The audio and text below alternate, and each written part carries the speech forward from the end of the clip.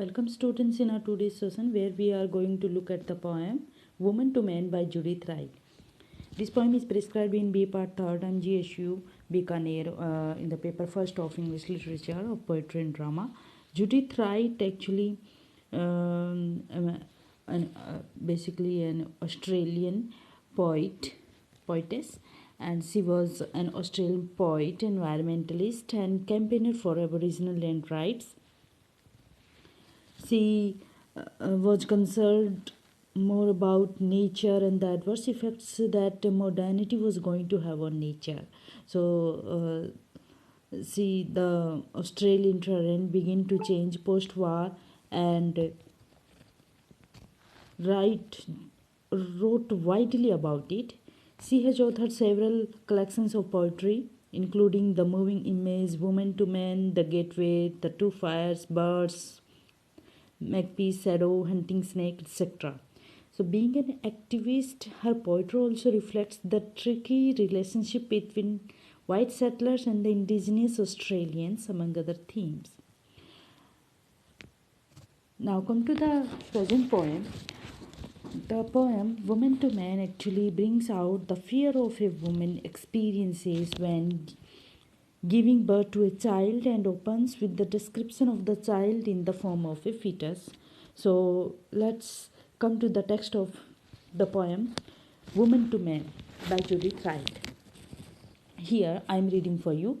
The eyeless laborer in the night, the selfless, shapeless seed I hold, builds for its resurrection day, silent and swift and deep from sight, foresees the unimagined light. So here, as you can see, that the poetess who is a woman actually is addressing to someone, the woman who is the mother actually, and she is very anxious about her child, and she is giving a description of the child in the form of a fetus who hasn't yet born. The eyeless laborer in the night, the selfless, shapeless seed I hold. That the woman who bears the seed of her child in the form of fetus who is eyeless. Laborer in the night. Why? Because that child child keeps moving in the womb of the mother, and it is selfless. It has no shape at all. It is shapeless and builds for its resurrection day, or it is yet to be developed. It has yet get in its full form for its resurrection day, means for the day when it will come out from the womb of its mother. It will take birth, or in other way we can say that resurrection day, when we denote when we relate this reference to the rising of Christ on the third day after crucifixion. So in a way here child also will come out from the womb when on its birthday. Okay, silent and swift and deep from sight, foresees the unimaging light. That the child in the form of fetus, it is very silent, and it is, though it is very much close, it is physically very much close to the mother, but it hasn't taken birth, so it is deep. It is from the sight, it cannot be seen, and for the unimaging light, that the child actually has no identification. It is shapeless and selfless, because as it is not yet formed and taken its proper shape, so it cannot be seen. This is no child with a child's face. This has no name to name it by, yet you and I have known it well. This is our hunter and our chase, the third who lay in our embrace. So in the second stanza, it becomes clear here that the poetess is addressing to somebody, or we can deduce the presence of her husband here, because when she says that this is no child with a child's face, this has no name to name it by you, yet you and I have known it well. That you and I is, she is here actually addressing to her own husband. She and her husband know very well the fetus, their child. How? Because they have created it, and the child, uh, actually it hasn't any face till now, because it is in the form of fetus, and the parents are eagerly waiting for its birth. So here she is saying that the child has no face now, because they can't see the face of the child because it hasn't taken birth now, till now, and it hasn't have any name. They cannot address their child right now with any name because it hasn't taken birth, and yet she and her husband know their own their child very well. Why? She, in a way, is admitting the fact that their child has a unique identity. It will have its unique identity. The woman and her husband have not named the child yet. They both exist with the hope that the child would bring happiness and prosperity in their lives. And this is our hunter, and says the third would lay in our embrace, that the third member of it would be the third member of their family, which to which they will welcome with embraces and caresses.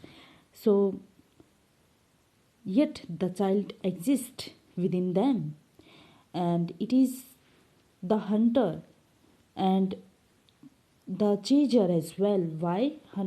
Because it is the creation of both of them, and it will take birth when time comes.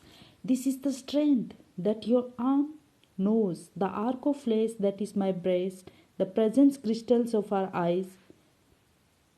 This is the blood's wild tree that grows the intricate and folded rose. So here the poetess explains the stage of its further development in her belly. So according to Wright, the infant will possess the strength of the energy in it, the energy and strength of the man here, its father, as well as the flesh, arc of flesh that is my breast, and as well as the flesh of woman or its mother, that it will gain in this stage when it will develops the precise crystals of our eyes. So the child has become the star of its parents. It's like the crystals of their eyes. It has become the star of its parents. It is very much dear to them. This is the blessed wild tree that grows the intricate and folded rose. So here now the poet is describing the complicated or intricate